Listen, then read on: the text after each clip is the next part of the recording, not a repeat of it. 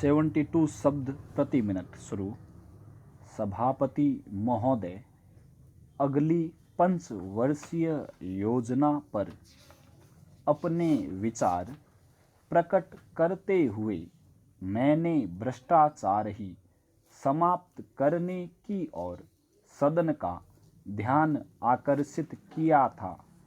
मेरा यह मानना है कि यदि इस देश से भ्रष्टाचार दूर नहीं होगा तो हम अपने उद्देश्य में सफल नहीं हो सकते और न ही अपने लक्ष्यों को प्राप्त कर सकते हैं।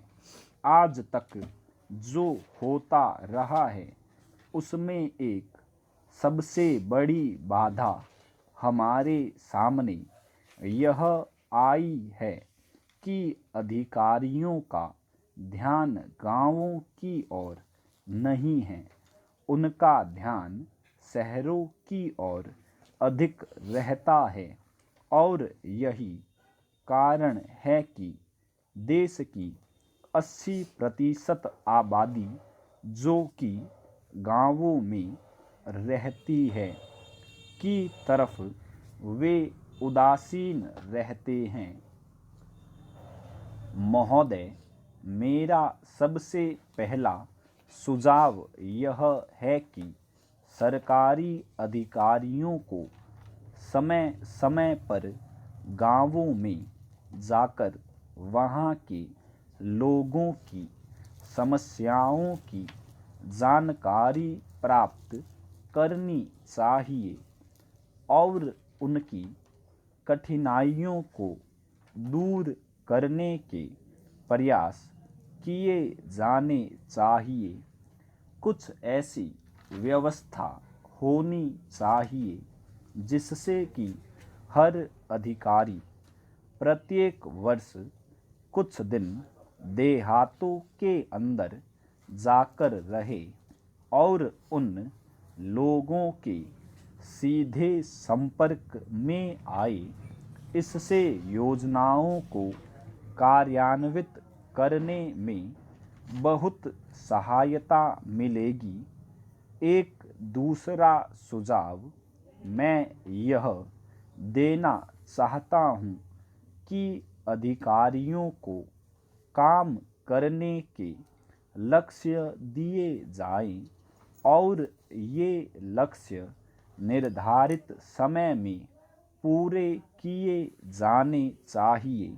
जो अधिकारी निश्चित समय के अंदर उन लक्ष्यों को पूरा कर ले उन्हें प्रोत्साहन दिया जाना चाहिए और जो पूरा न कर पाए उनके मामले में समुचित कार्यवाही की जानी चाहिए।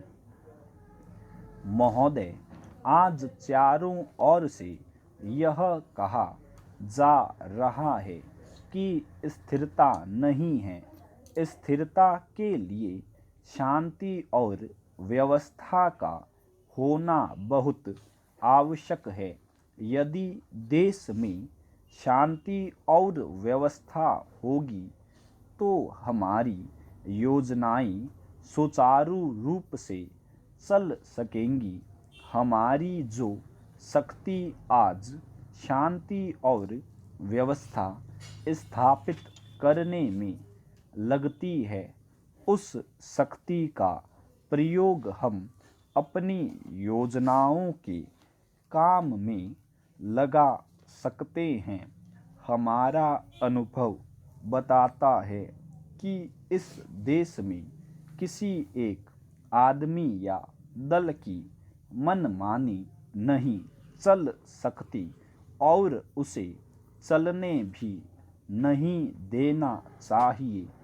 महत्वपूर्ण निर्णय जनता की इच्छा के अनुरूप ही होने चाहिए।